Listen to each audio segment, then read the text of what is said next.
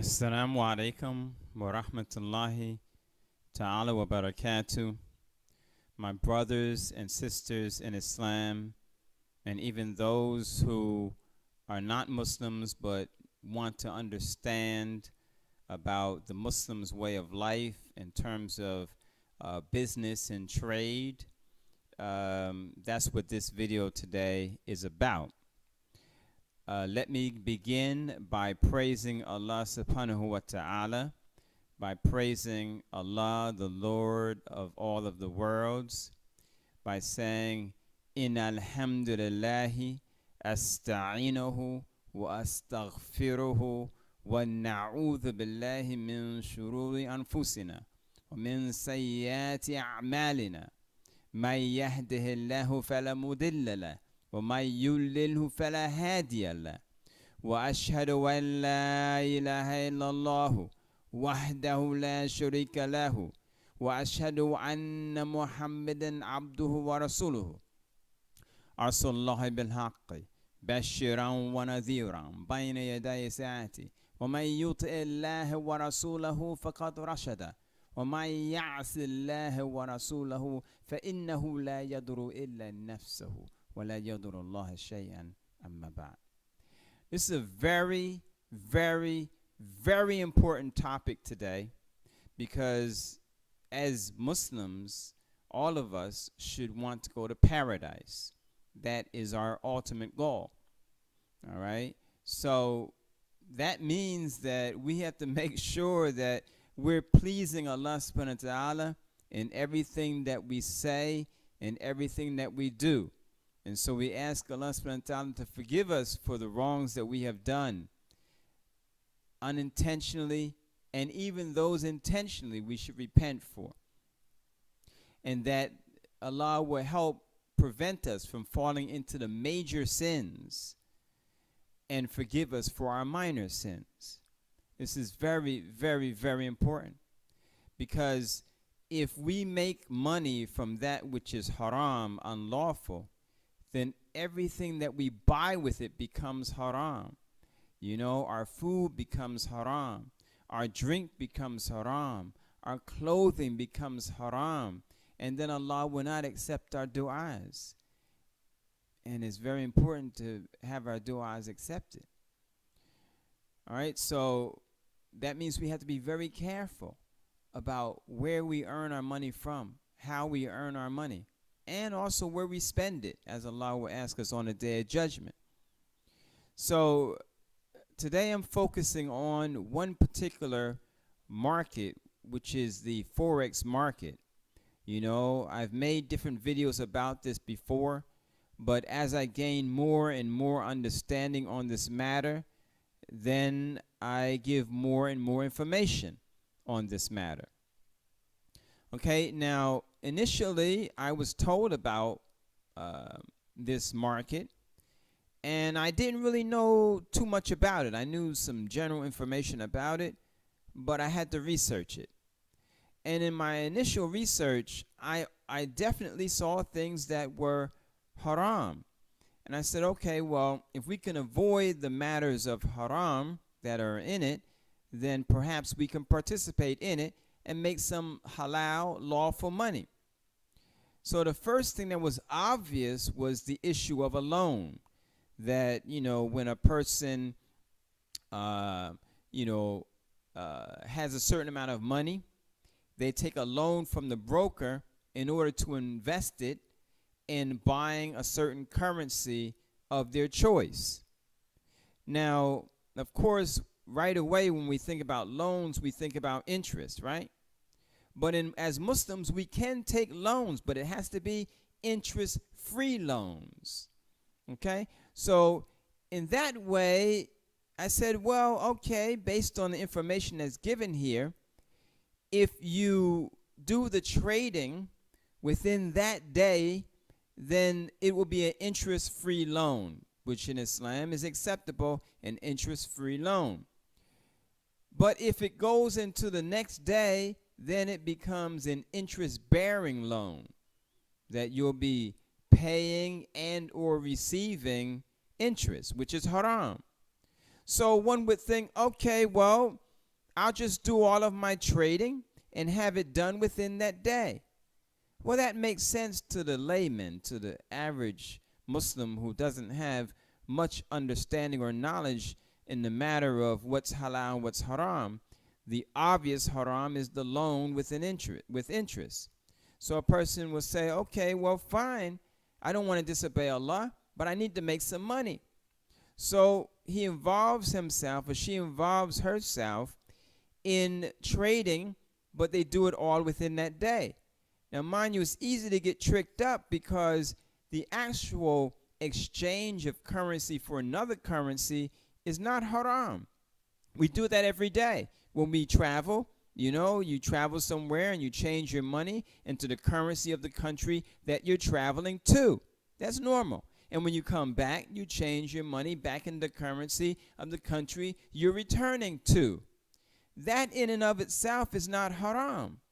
And we've all, most of us anyway, those who have traveled and those who do travel, we have done this, and we were not participating in something haram. And even the scholars agree that if you did that and you put the money aside and you just waited because you know that most likely the value of that particular currency will probably increase in time, so you bought some dollars and you put it aside because your economy, like the Egyptian pound, is weak, and in most cases it will devalue, while at the same time the dollar is stable and it will most likely increase in value in comparison to the Egyptian pound. So you have some dollars, you put it aside, right? And you just let it sit, right? And then whenever you need it, you change it into the currency that you need to use, right? So this is the whole principle of the foreign exchange market. So that in and of itself is not haram. So you say, okay, well, if I'm just doing that and I'm avoiding the interest, I should be good to go. That's typically what the average layman, the one that doesn't have much understanding about matters of business and the Sharia and riba and all of these other things, that's a general thing, which a person might think, well, that's the solution. Let me do it that way. Well, there's another problem, which I wasn't aware of, but now I am, so I'm giving it to you. That's not the only problem, the problem of interest on the loan. The problem is you cannot do business with something that you do not own. So if you do trading on Forex, that is haram, even if you do it on the same day. Because with a broker, he will give you a loan, give you more money on the money that you have deposited. Let's say you deposited 100,000 and he gives you $1 million, and so you're trading with $1 million and you make your profit and you take it. Well, in Islam, you cannot trade, you cannot do business with something that you do not own. So you don't own that loan, you don't own that money, and the person is not an investor with you. That's not even his money. The broker is using money that's not his. That's why it becomes a loan if you don't finish that transaction within the day. The broker gets to use that for that day to give to you so that he can make money from the business that you're doing. Okay? Because the broker has to give back that money, and then he makes his money from the trading that you did. All right? And the broker doesn't want to lose money. All right? So that's the way that works. So you cannot take leverage. You cannot take money that's not your money and use it to make money. You can't do it in Islam according to Sharia. And also because the money is never in your hand. It's never yours. It has to be a hand-to-hand transaction. So you should be going to the Maktab al-Sarafa. You should go to the money exchange place, give your money, and take the other money and go. Or at the bank, give your money, take your money, and go. A hand-to-hand transaction. That's what it has to be in Islam. If it's not a hand-to-hand transaction and the money is not yours that you're trading, then you cannot do it. So doing business on the foreign exchange market with the use of a broker is haram. Okay? Doesn't mean that we can't do foreign exchange, but we do that outside of Forex. We do that with our money. That is halal. Okay? So in regards to the company that my brother's dealing with, right? That is called Tradera. That's not haram, the company itself, because it's just an educational platform. They're only teaching you about the foreign exchange market. They're teaching you about that. They're teaching you about if you do invest your money in buying a currency and selling it, when is the best time to buy, when is the best time to sell. So they help you with that. They give you forecasts telling you which money will be increasing most likely and which money will be decreasing most likely. So it is an educational platform. They do not give you brokers. They do not give you trading tools that you are using while trading. They're giving you information. But if a person wanted to do that, they would have to go and download a different program.